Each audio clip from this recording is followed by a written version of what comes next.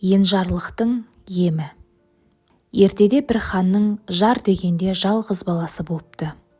Хан баласы туғаннан не ішем, не кием демегенмен, сондай бір еңсесін басқан көңілсіздік пен өмірге деген енжарлықтан арыла алмаса керек. Баласының қашан болсын салғырттығы мен бой күйестігін байқаған әкесі хан елдегі ең данышпан деген кісіні шақыртып, оған баласын бұндай босаңдықтан арылтуды қатаң тапсырыпты. Баланы қайтсем жөнге келтірем деп шақшадай басы шарадай болып, шарасыз күйге түскен данышпан қанша шарласа да бұған ешқандай дауа таба алмаса керек.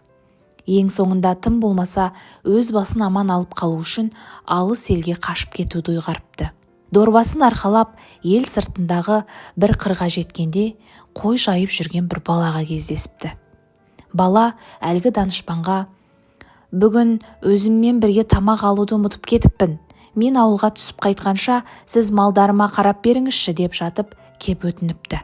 Бала өтінішін жерге тастай алмаған данышпан келісіп өрістегі малдарға қарап қалыпты.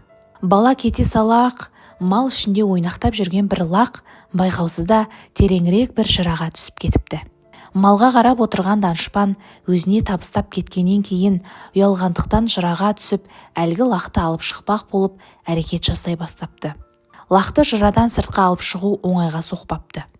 Көп әуреге түсіп жүріп, өзінің жүрегі аузына тығылып қашып келе жатқанын, еңсесін басқан зіл уайымды, патша әмірінен қатты қорыққандығын бәрін де ұмытып кетсе керек.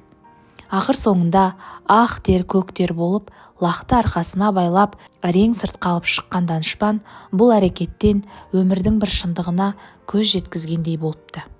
Балаңыздың салғырттық пен болбырлыққа салынуы жұмыссыздық пен қолы бостық салдарынан.